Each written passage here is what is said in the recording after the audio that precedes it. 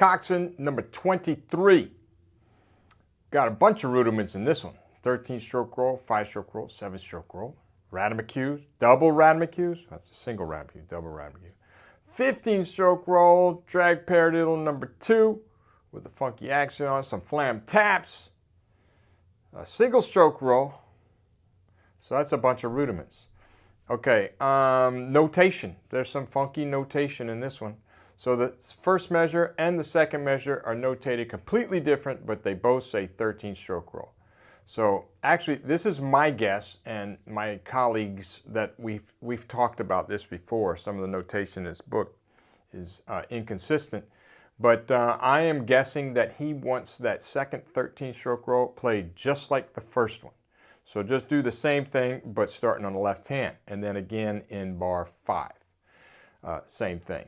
Okay, now you've seen this before, but I want to make sure we got this covered. The tap roll, the 15-stroke roll, and with the grace notes. You know, he doesn't put the slash on the second 16th note on 1E. Instead, he puts 2 grace notes. That's just a tap 15-stroke roll. So 1E and a 2E and a 1. Just like that. And you'll see that in the 7-stroke roll in a lot of these Wilcoxon solos. In fact, in 24, at the end of the first phrase, you see that. The 8th note followed by 2 grace notes and then an 8th note with 2 slashes. That's just 30-second notes. It's a 7-stroke roll with 30-second notes. Now, when you do see a 7-stroke roll without the 2 grace notes on an 8th note, you'll play that as a triplet bass. So 1 and 2. 1, triplet 2. Okay, that's the difference there. All right, what else? We have some accents on diddles. Remember, if it's on a diddle, on a double, just give it some weight. Don't slam it, especially a flam tap. And if it's a 16th note and it's slow, you're going to rush it if you slam it, and it'll be uneven. All right, all right, all right, all right, all right, all right, all right. I think that's it. Let's just play it. We're going to play this at 65 beats per minute, at 80 beats per minute, and at 95 beats per minute. And you have to come in, what is that? I'd say at least 80. I'm going to give you a break on this one. I need you to play it at least at the medium tempo, but if you can, get it to 85. Some of you could play it at 95, so that's for you. Okay, so let's try. This is, again, I got the metronome in my ears.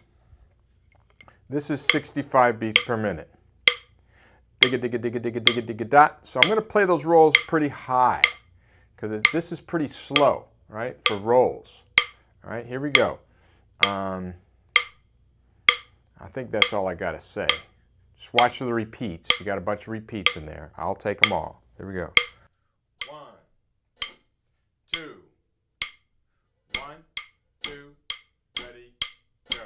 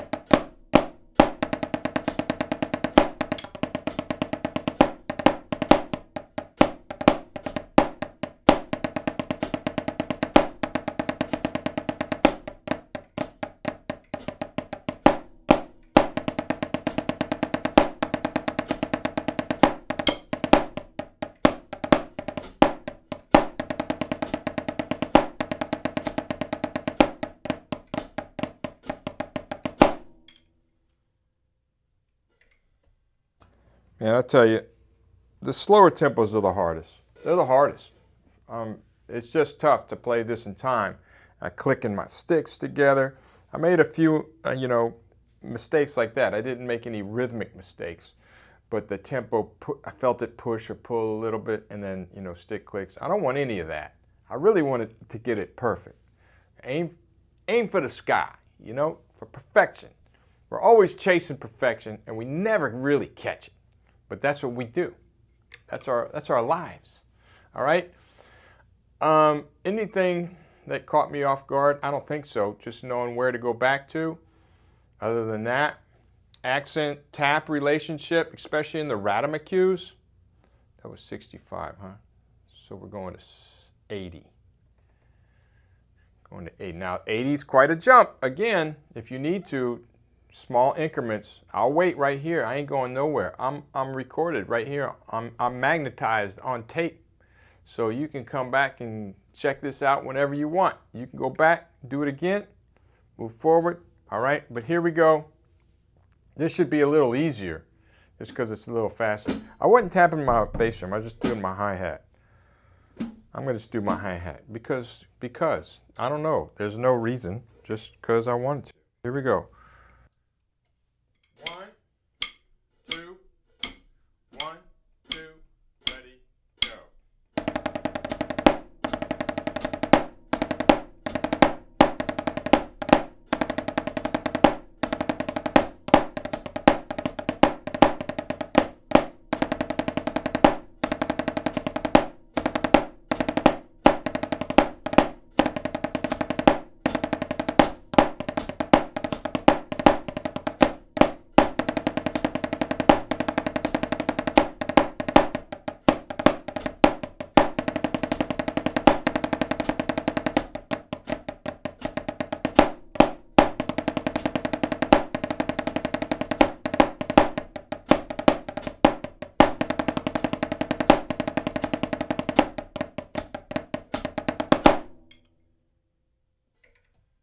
Yeah, and I put a little something on that last 6-tuplet, a little crescendo. All right. I made one mistake. I can't remember what it was. So I really need to do it again, but I'm not going to. But you should. Make sure you get it really good. Okay, so that was 80 beats per minute. Still kind of slow for those rolls.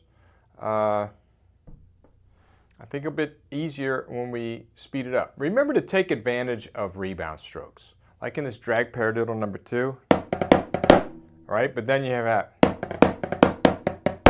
That's still a rebound stroke on that accent. So watch where your rebound strokes are. Take advantage. It'll make it smoother. Suave. Suave como mantequilla. That's what it'll make it. Smooth as butter. All right, we're going to 95. This is going to be kind of fast. Not too fast, really. This is pretty much at a performance tempo, but it might be fast for some of you. I don't know. Here we go. Let's try it. 95. You have to go back and do the medium one again. Do it. Or the slow one. You know, do what you got to do. It's your thing. Do what you want to do. I can't tell you who to sock it to. That's the Isley Brothers, I think. Yeah, Isley Brothers, 1972 or something. Here we go. 95 beats per minute. 1, 2, 1, 2, ready, go.